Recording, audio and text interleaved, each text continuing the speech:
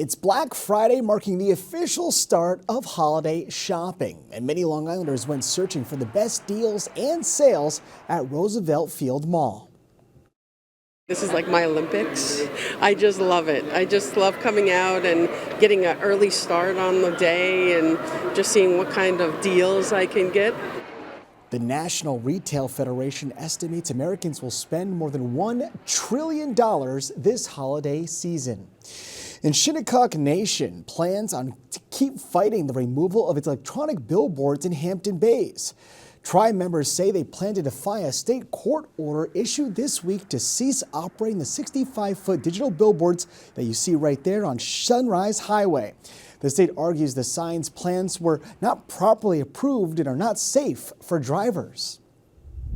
All right, let's take a quick look at tomorrow's weather. It was pretty cold if you were shopping outside. I hope you brought your coat. You can see tomorrow it's going to be more of the same, but there will be some sun. Temps will be in the 40s. Of course, we'll have that 7-day forecast for you later in the broadcast. President Donald Trump's recent comments on immigration have some international students worried about their future here on Long Island. Newsday TV's Virginia Huey has more. After the deadly ambush on 2 National Guard troops in D.C., President Trump took to social media, vowing to permanently pause immigration from what he called third world countries. He said he wanted to deport anyone who is not an asset to the United States or is incapable of loving our country. Trump made the comments in a lengthy post late Thanksgiving evening after confirming the death of National Guard troop Sarah Beckstrom. The other National Guard member, Andrew Wolf, is fighting for his life. Officials have said that Wednesday's attack on 2 troops was carried out by an Afghan national. I don't agree with it. I think it's appalling. The president's comment drew criticism from Long Islanders who serve as host parents for international students from Stony Brook University. David Henson of Miller Place has done that for 20 years. They're nervous. They're aware. They don't agree with what's going on. Henson says students have been advised to keep a low profile by the respective embassies and consulates to avoid trouble with immigration authorities.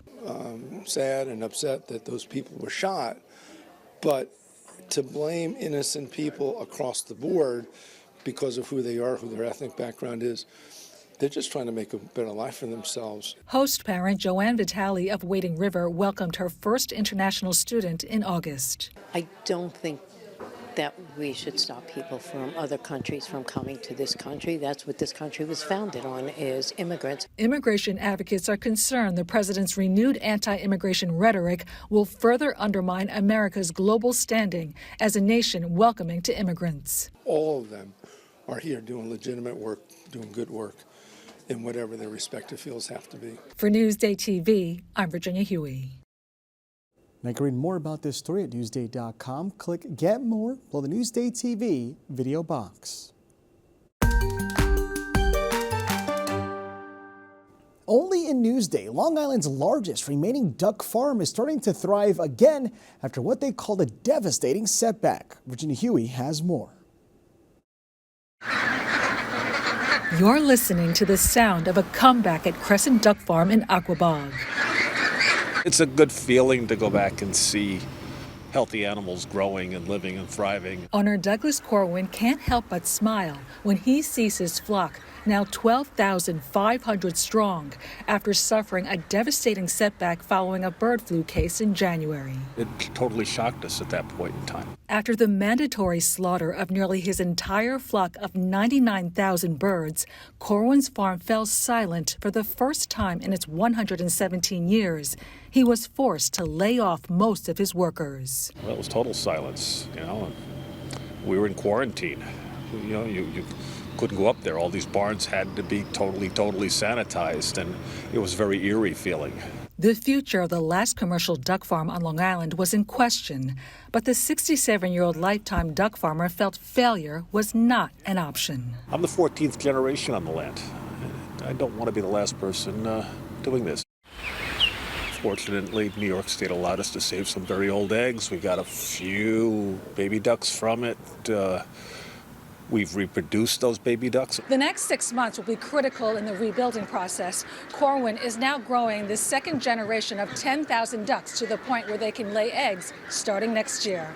The second generation is the key. The second generation is what breeds. It gets us up to a level of breeding that we can get the offspring from that third generation to restart again. Corwin has also been able to hire back some 30 workers part-time. And while the threat of another big bird flu outbreak worries him, Corwin is hopeful he'll be back in business 100% by the 2026 holiday season. It's like spring in the fall. There's that rebirth that's coming, which is a great thing.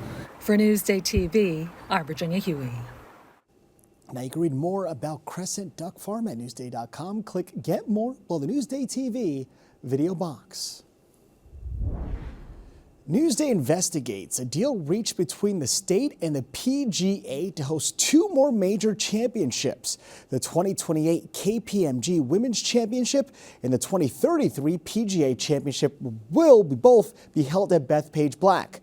But unlike previous tournaments, including this year's Ryder Cup, the state will not charge a site fee. When they had the 2019 PGA Championship at Bethpage State Park, State Park's office got a site fee of around $2.7 million. For the Ryder Cup, which just finished in September, State Park's office got a site fee of $5 million. But this is part of a sort of a deal between the Parks office and the PGA, and basically the State Parks office agreed to terms saying no site fee, use the parks more or less for free. And their argument is that this is a big economic boost for Long Island. This brings a lot of people, this brings in a ton of money, and so they're saying, you know, even if we offer these parks more or less for free, it's worth it for Long Island. These events cost public resources. So for the Ryder Cup, for example, State Parks office spent, you know, $1.4 million, something like that, on just getting the course ready. New York State Police spent, around $3-4 million on overtime for security. And like rooms and meals for officers who were stationed here. So it does, it has costs as well. Now to read more about this story, go to Newsday.com. Click Get More below the Newsday TV video box.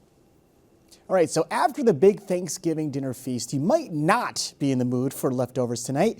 You might even want some takeout. In this week's Feed Me TV, food writer Erica Marcus shows us where to go in Huntington.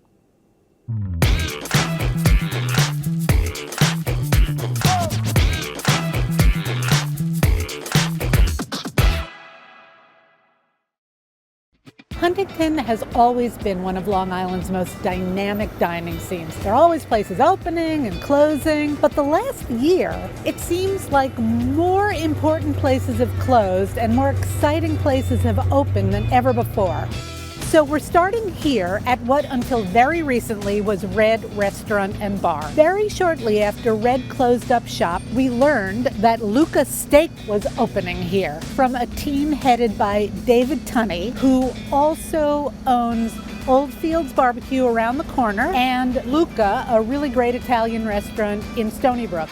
Now across the street, this is Kahani. This is a high-end Indian gastro lounge. This place is owned by three brothers, the Singh brothers, and they've got another very casual place just down the road. Burgers, this opened last year, and these brothers, they did the fast, casual, quick serve thing, and now they want to do the high-end thing. Mango, I don't know much about it, except I know it's a dessert place. I think they have sort of an Asian vibe, and it takes over the short-lived Sunday donuts. If you're an old-time Huntingtonian, this sign will be familiar to you. Burger Haven, for decades, was on Pulaski Road in Huntington Station, and the owners of Burger Haven arranged with the people who owned that to use the signage and use the menu and really practically the prices. You can get a burger here for $2.50.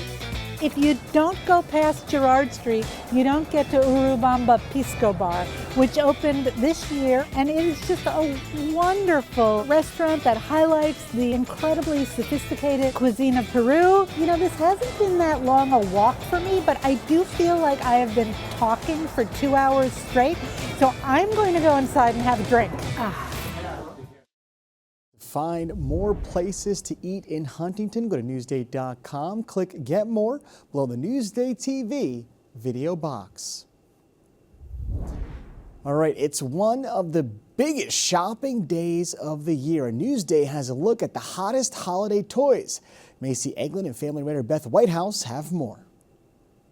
We are talking about Newsday's ultimate holiday gift guide for 2025. We are with Newsday's family writer Beth Whitehouse talking about these great gifts. Let's get right into it, Beth. So movies always inspire toys, and this year Wicked for Good is just out. Huge. So Care Bears is out with a set of Elphaba and Glinda so that you can have both of them to hug. Love those. And then toy makers always try to redo things that are big hits. So hatching toys are always big. Absolutely. So this year you're hatching a Primal Hatch dinosaur. A little baby dinosaur. Yeah, Furbies have been big for decades. Huge, yes. Usually it's just the Furby head. This year the DJ Furby has a long body like a snake. It's like a Furby snake. Yes. I love this. You can cuddle it. So cute. Does it still talk in the middle of the night? It does. Good. I'm afraid to turn it on. Still a little Never be able scary. to get it off. Squishmallows is a hit with Huge, kids. yes. And they have expanded their line into perfume. So give your Okay, wrist. let's get a little try of this. I love that they have the little sprayer too. So That's cute, so right? cute. It's very French. Very old school. Yeah, it smells great. Oh, tweens will love that. I That's know, great. it smells really good. Yeah, it does.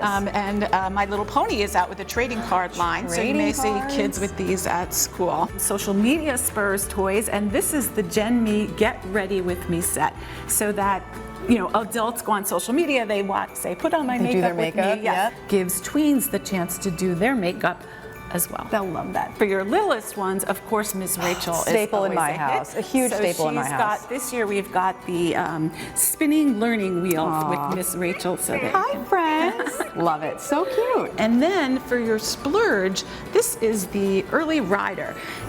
Look at this little seat. This is for kids from 10 months to 24 months. That's and there's wild. of course, there's a parental control bar so that if they get a little too daredevil, you can control the action. Cute little balance bike, so something for all ages, and we have over 100 more gifts that you can check out on Newsday's holiday gift guide on our website, newsday.com. Thank you so much, Beth. You're welcome. We appreciate Happy it. holidays. A lot of great gifts there. All right, let's take a closer look at your 7-day forecast and see how the rest of the weekend is shaping up. Saturday, like I said, it's going to be cool. Temps in the mid-40s. Sunday, we have some rain. Next week, it's a mixed bag. Rain on Tuesday. Temps not even scraping 50s anymore. It is cold outside.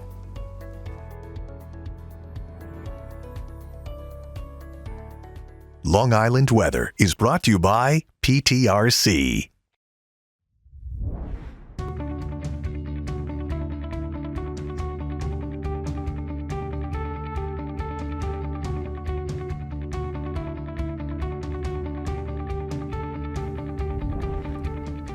For more on the stories you've seen here today, head over to Newsday.com. Click Get More below the Newsday TV video box. I'm Ken Buffa. More news coming up.